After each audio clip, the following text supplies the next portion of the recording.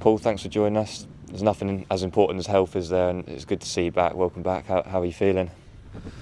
Just what I said earlier, just sometimes feel tired at certain points of the day, and it just catches you, it just comes up on you. But for what I was, then it's a lot better.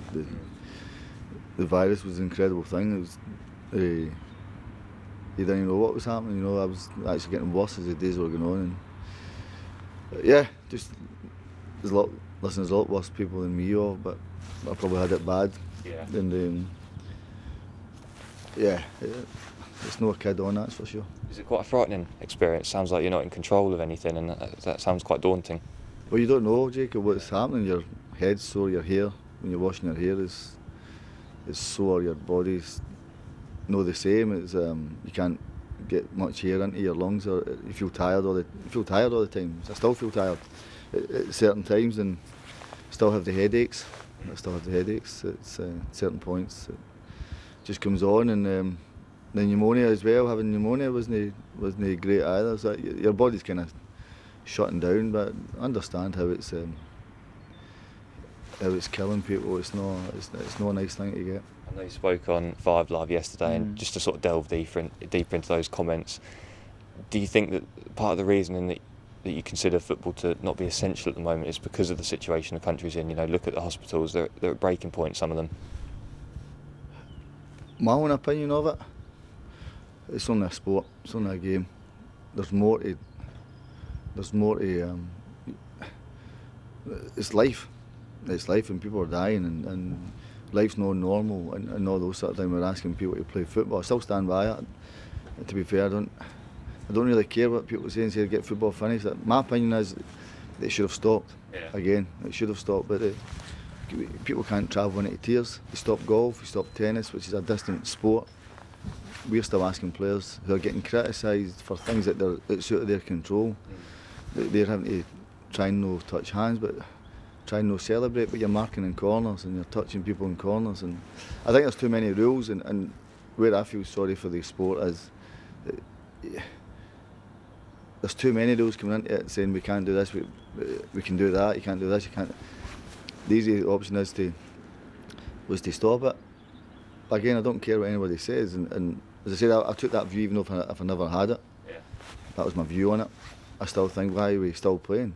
Because who's protecting the players from everything, and the staff, and it's not the same game without supporters either. Don't care what anybody says on that. But that's my opinion on it, and people want to digest it, they want to dissect it, what they want to do with it.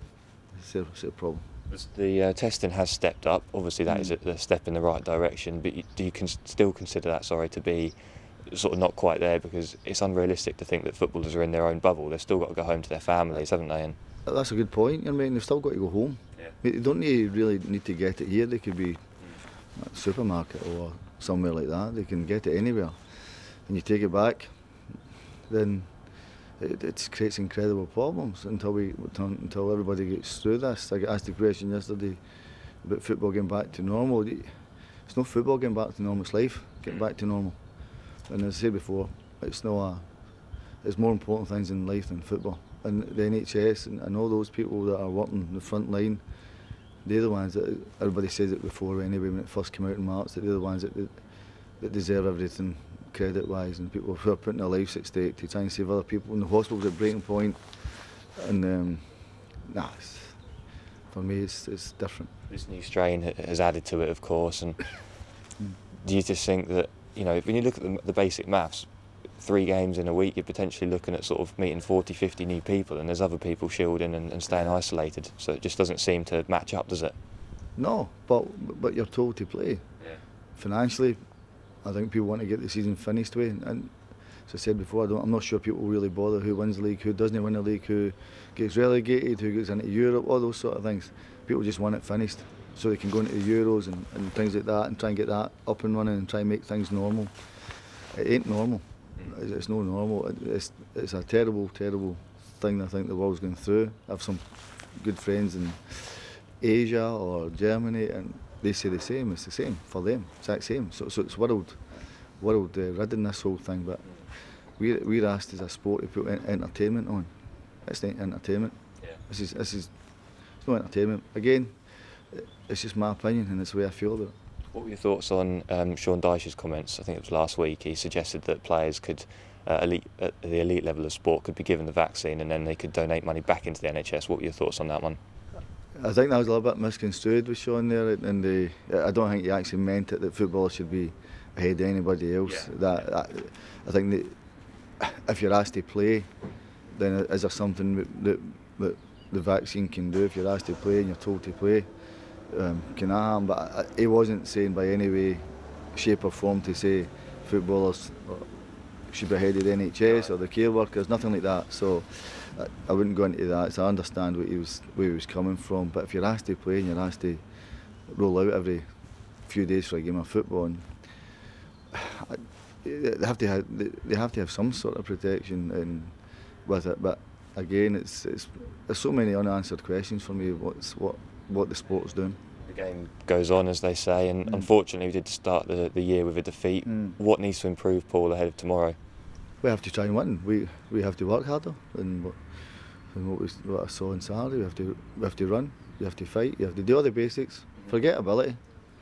That's not what wins you games. At times it's a hard work and it's a hard graft and the hard yards. We never done it on Saturday and lost. That's my view on it. Looking at it. On that side, we just thought the ability was going to take us through.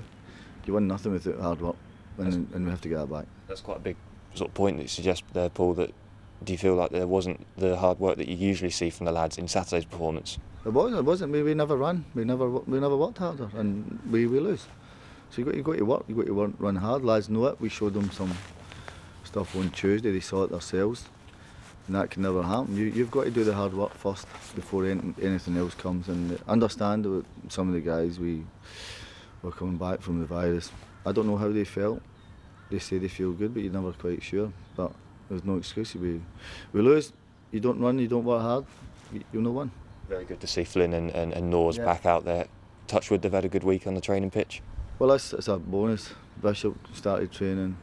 Edwards has started training. So. There's guys coming back. Okay, they're not 100%, but they're getting there, which is good. So, but at least they're out there for us. We're just going to need them, aren't we? Because we've spoken about the ridiculous fixture schedule. Well, I think you need to cram in nearly half a season in a matter of 2.5 months or so, whatever it is. And you're going to need most guys to perform, but we have to be prepared to work hard and run and fight. That's you have to do it. And if you don't have that, then you won't win games. You have to do that. Ability-wise, they've got the ability.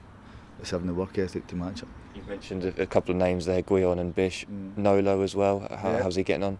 He started training as well this week.